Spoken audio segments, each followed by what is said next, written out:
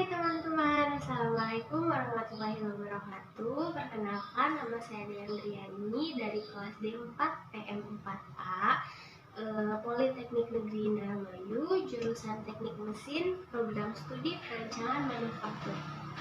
Video presentasi kali ini saya akan membahas topik mengenai masyarakat madani. Nah, teman-teman, masyarakat madani itu apa sih? Nah, teman-teman, masyarakat madani merupakan masyarakat yang mandiri, bebas, dan juga bertanggung jawab. Masyarakat ini memiliki karakteristik seperti partisipasi aktif dalam kehidupan politik dan sosial, toleransi terhadap perbedaan, dan juga kebebasan berpendapat, kesadaran hukum, keterbukaan terhadap kemajuan dan perubahan, serta kepedulian terhadap lingkungan dan kesejahteraan sosial.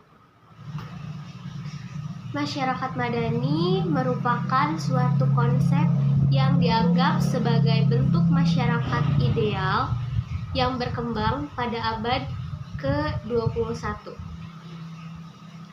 Konsep ini menekankan pada pentingnya partisipasi aktif warga dalam mengambil keputusan politik dan sosial, serta menjunjung tinggi prinsip-prinsip keadilan, demokrasi, dan hak asasi manusia. Ada beberapa ciri khas dari masyarakat madani.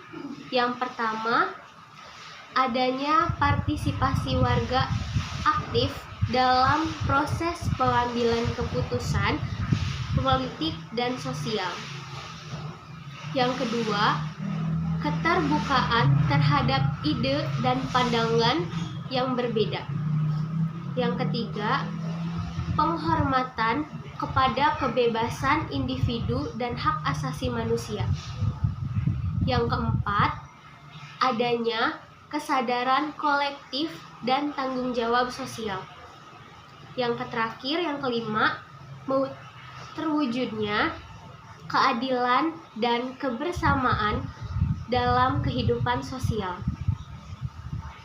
Nah, jadi untuk membangun masyarakat madani diperlukan dukungan dan dari berbagai pihak, termasuk pemerintahan, lembaga swadaya masyarakat, media massa, dan masyarakat secara keseluruhannya.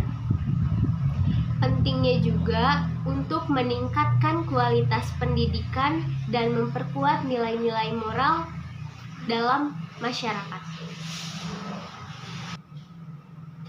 Konsep yang berfokus pada masyarakat madani ini melalui pembangunan masyarakat yang partisipasi, inklusif, demokratis, dan memiliki nilai-nilai moral yang kuat.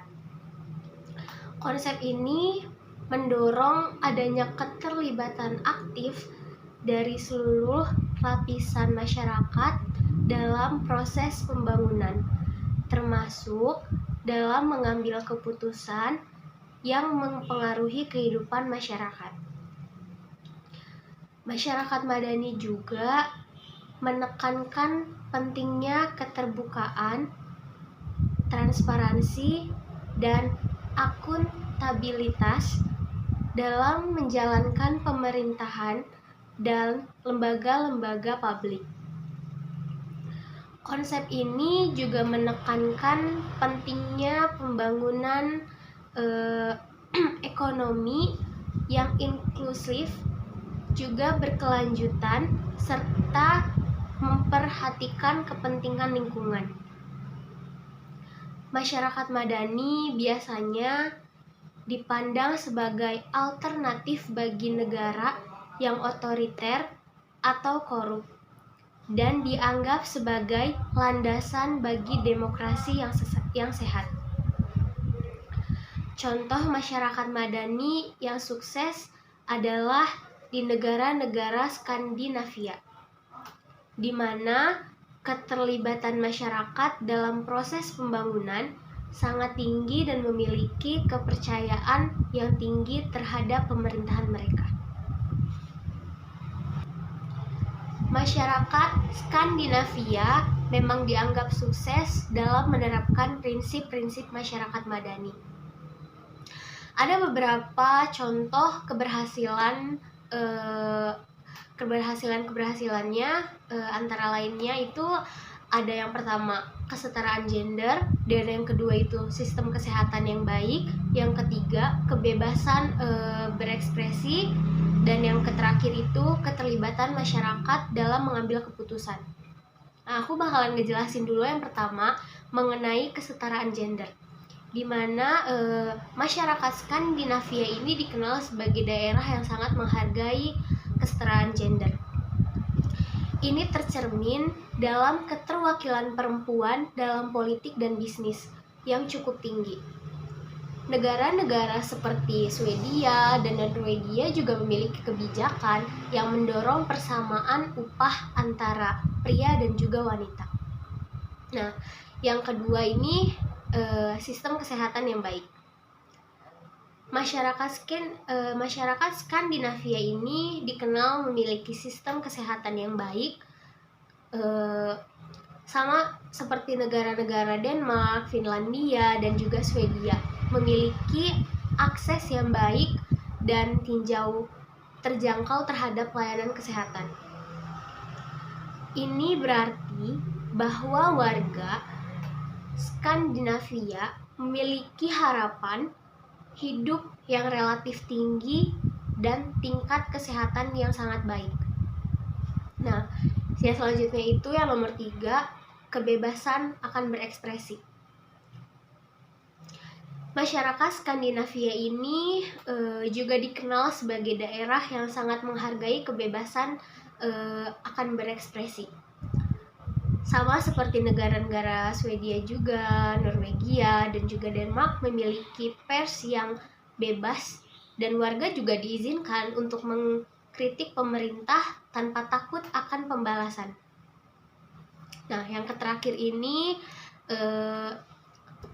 poinnya keterlibatan masyarakat dalam pengambilan keputusan, di mana masyarakat Skandinavia ini juga dikenal sebagai masyarakat yang terlibat dalam pengambilan keputusan. Contohnya negara seperti negara-negara Denmark dan Norwegia, di mana masing-masing negara tersebut memiliki tradisi yang kuat dari partisipasi warga dalam proses demokrasi, termasuk dengan memberikan saran dan pendapat pada pejabat yang terpilih. Namun, penting untuk diingat bahwa masyarakat madani dapat diwujudkan negara manapun. Tidak hanya di Skandinavia, setiap negara memiliki tantangan dan kesempatan yang unik dalam menerapkan prinsip masyarakat madani.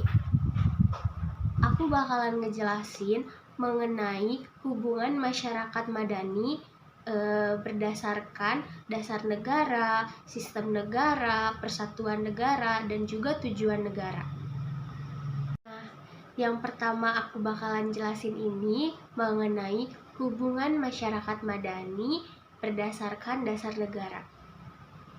Nah, teman-teman, ternyata hubungan antara masyarakat madani dengan dasar negara itu sangat erat banget.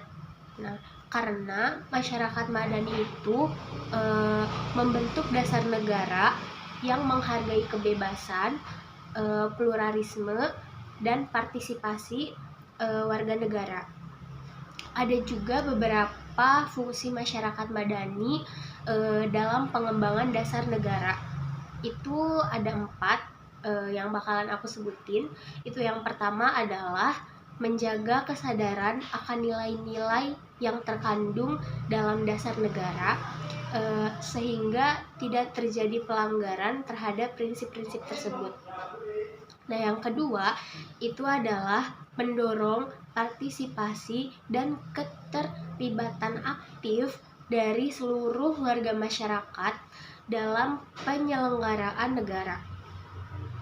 Nah, yang ketiga itu adalah mengutamakan dialog dan musyawarah dalam mengambil keputusan yang berdampak pada kepentingan bersama. Dan yang terakhir ini mendorong terciptanya keadaan sosial. Mendorong terciptanya keadilan sosial bagi seluruh rakyat Indonesia. Nah, yang kedua yang bakalan aku bahas kali ini mengenai hubungan masyarakat madani dengan sistem negara. Nah, peran sistem negara melalui masyarakat madani itu berfungsi sebagai alat untuk menciptakan dan memelihara kondisi yang memungkinkan terciptanya masyarakat madani. Negara sebagai regulator bertanggung jawab untuk menjalani hak-hak warga negara dan memberikan keamanan dan keadilan. Nah, yang ketiga ini aku bakalan ngejelasin tentang hubungan masyarakat madani dengan persatuan negara. Masyarakat madani ini ternyata teman-teman memiliki peranan yang sangat penting dalam memperkuat persatuan negara. Masyarakat madani dapat menjadi moderator dalam menyelesaikan konflik antar kelompok masyarakat dan juga membantu meningkatkan kualitas hidup masyarakat dengan memberikan layanan sosial dan pembangunan ekonomi yang berkelanjutan. Nggak sampai di situ aja, ternyata masyarakat madani juga memiliki fungsi yang paling penting, yaitu sebagai penjaga nilai-nilai demokrasi dan hak asasi manusia. Masyarakat madani dapat memastikan bahwa kebijakan pemerintah tidak merugikan kepentingan masyarakat dan memperjuangkan hak-hak warga negara yang terabaikan. Nah, pada poin 4 ini aku bakalan ngejelasin tentang hubungan masyarakat madani dengan tujuan negara, berdasarkan tujuan negara. Nah, teman-teman, masyarakat madani ini memiliki beberapa fungsi penting dalam negara. Di antaranya itu adalah yang pertama, menjaga stabilitas sosial dan politik negara. Terus yang kedua, mengembangkan sistem ekonomi yang sehat dan berkelanjutan. Yang ketiga, menyediakan layanan sosial dan kesehatan yang berkualitas bagi masyarakat. Terus yang keempat, mendorong partisipasi aktif masyarakat dalam kegiatan politik dan pemerintahan. Dan yang terakhir, ini mengembangkan budaya dan kearifan lokal. Nah, teman-teman, video presentasi kali ini gak hanya menjelaskan mengenai hubungan masyarakat madani berdasarkan dasar negara, sistem negara, persatuan negara, dan juga tujuan negara. Tapi di sini kami juga menjelaskan mengenai hubungan masyarakat madani dalam pendidikan dari sila kelima pada Pancasila yang nantinya akan dijelaskan oleh teman saya.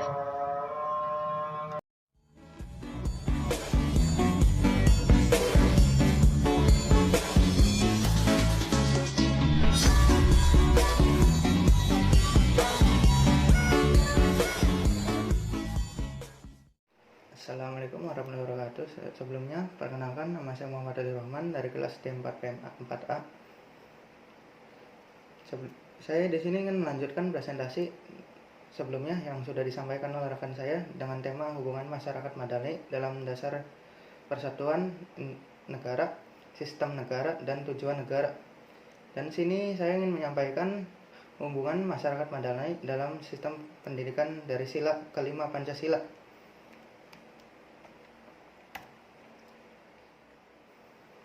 pertama, sila kelima Pancasila adalah keadilan sosial bagi seluruh rakyat Indonesia.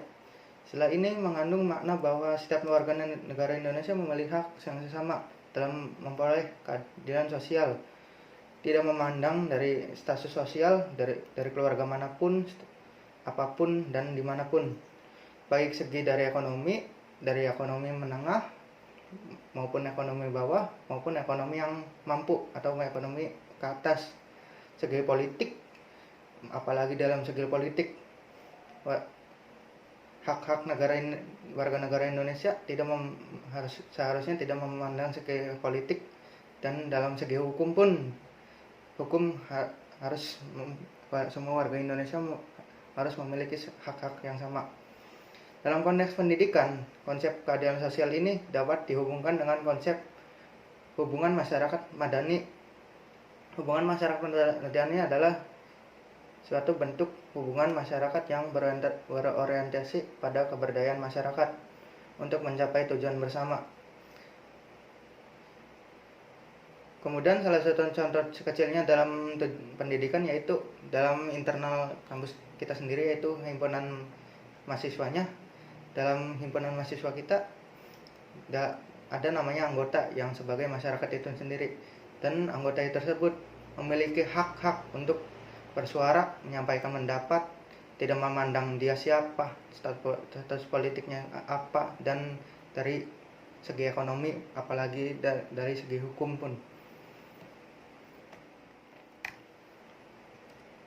Berikut beberapa hal yang dapat dilakukan untuk memperkuat hubungan masyarakat madani dalam pendidikan berdasarkan sila kelima Pancasila, yaitu keadilan sosial bagi seluruh rakyat Indonesia. 1.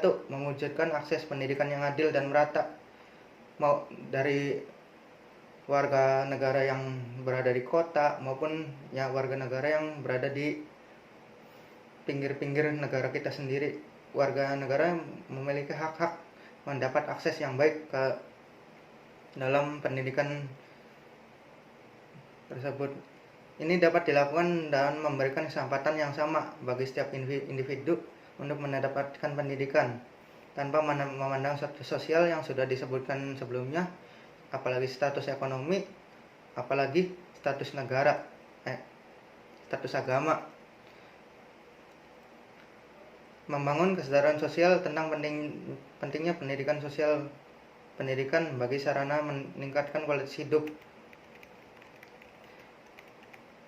Pentingnya pendidikan bagi kualitas hidup warga kita adalah kita dapat mengambil contoh-contoh negara maju.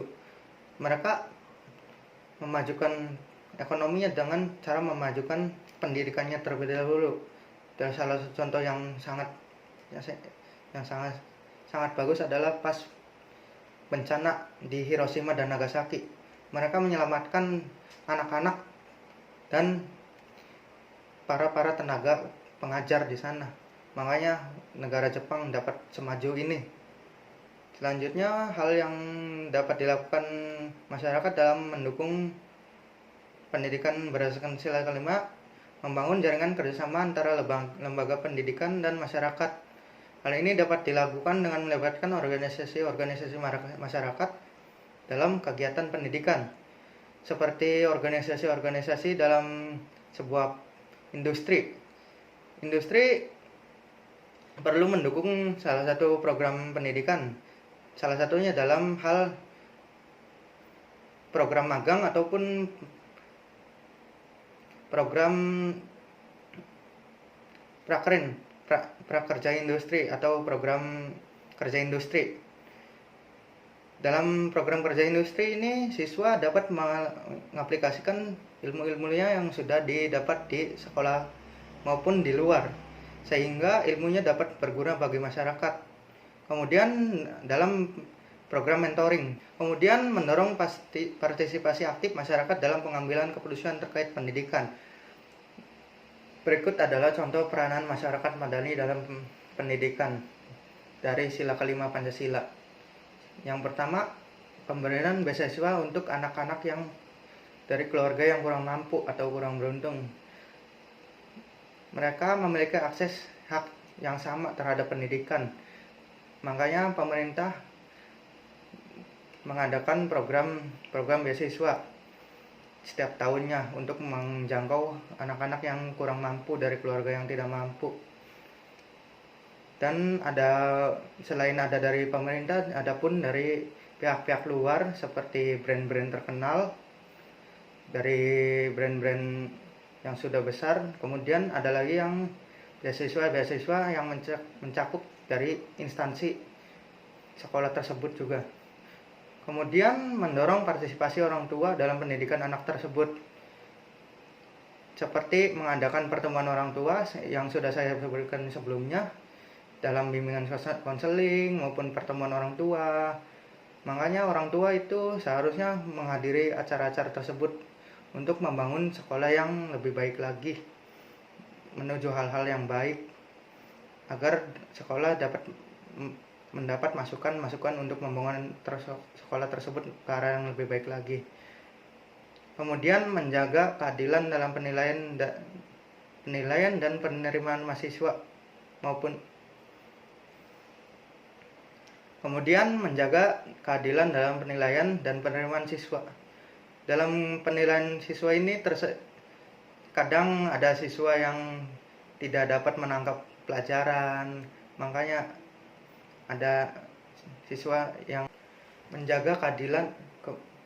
Kemudian menjaga keadilan dalam penilaian dan penerimaan siswa. Dalam penerimaan siswa sudah disebutkan di poin-poin sebelumnya, semua warga Indonesia memiliki hak yang sama untuk mempunyai pendidikan yang sama, tidak memandang dari segi ekonomi, politik, agama, sosial, dan lain-lain. Kemudian menjaga keadilan dalam penilaian dan penerimaan siswa tanpa memandang latar belakang sosial, ekonomi, agama, politik, dan poin-poin lainnya. Dikarenakan negara sudah mewajibkan 12 tahun wajib sekolah, dan negara harus menjamin hal itu. Oke, cukup sekian presentasi dari saya. Kurang dan kurangnya mohon maaf. Wabillahi taufiq walhidayah. Wassalamualaikum warahmatullahi wabarakatuh.